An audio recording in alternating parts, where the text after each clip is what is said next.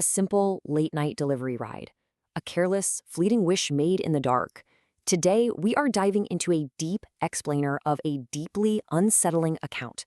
We're going to completely break down how one single, entirely avoidable mistake unleashed a genuinely chilling chain of demonic possession. It's a terrifying reminder that sometimes the things we casually wish for when we think nobody is looking carry a absolutely devastating price tag. So this right here is the ultimate mystery we're unpacking today. How exactly does a perfectly mundane scooter ride turn into a literal supernatural nightmare? Because on the surface, this was just two strangers crossing paths on a quiet road. Nothing special, right? But as you'll see, invisible forces were already at play, just waiting for a momentary lapse in judgment to completely destroy a young woman's life. This seemingly innocent, admittedly slightly sketchy advertisement plastered on a random tree is the catalyst for our entire story. At a quick glance, it's just a cheap local ad, the kind you walk past a million times and never think twice about. But in reality, this specific number was a direct, literal hotline to a very dark, very real occult practice. It was a trapdoor straight into a living nightmare, and the characters had absolutely no idea what they were dealing with. Okay, part one, the midnight ride. Let's get right into how this fateful encounter actually started. It's 10 p.m., and we have Rahul, a financially struggling Zepeto delivery driver, picking up Shruti, a fearless modern college student who makes it very clear she does not believe in the supernatural. And this brings us to the horrific contrast at the very heart of this mystery. We need to figure out how Shruti went from a relaxed, highly rational student into a terrifying, bloodless entity hiding in the dark.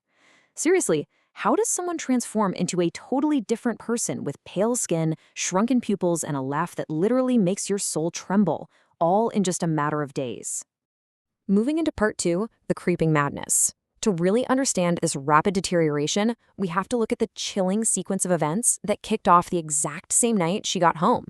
Her deterioration wasn't just bad, it was alarmingly fast. Let's break down this timeline. On day 1, at 2 a.m., a bat violently crashes into her window, leaving a smear of blood. It's a classic, terrifying omen. By day 3, the rational college girl is gone. She's skipping classes entirely, just obsessively waiting for the Zopido delivery app. And by day 5, she is completely unhinged, incredibly violent, and literally has to be tied to a chair by her own terrified parents just to keep her safe. Imagine being her parents in this exact moment. Their absolute worst nightmare was realized when they found her holding a jagged glass shard to her own throat. Shruti, who was this ambitious, bright student just days ago, was now entirely consumed by an artificial, blinding obsession.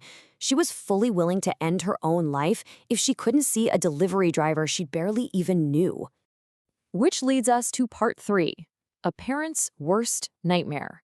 And the Exorcist.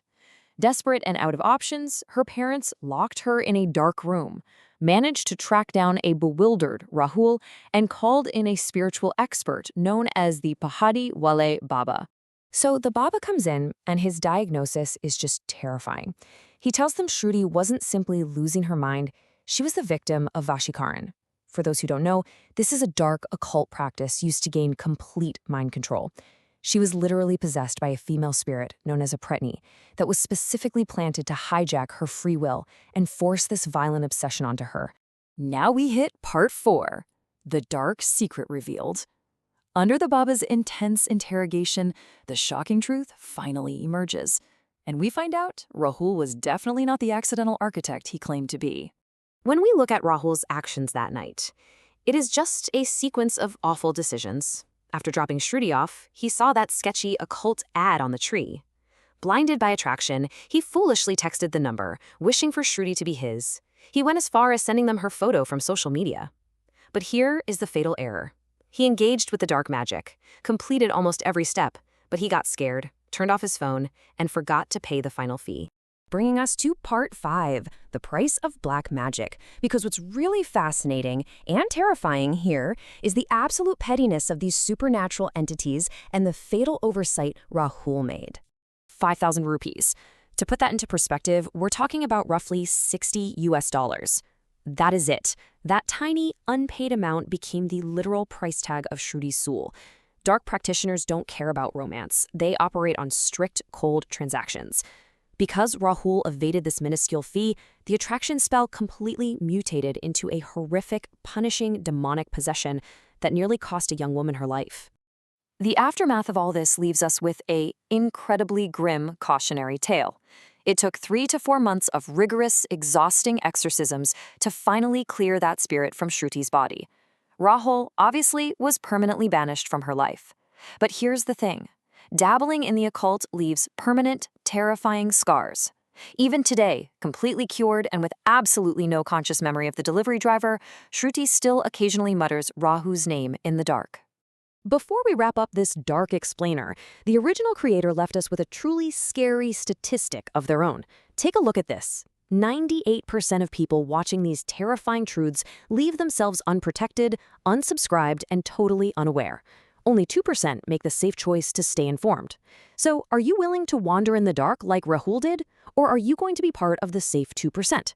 Hit subscribe, think very carefully about the unseen forces around you, and always remember, every midnight wish has its price.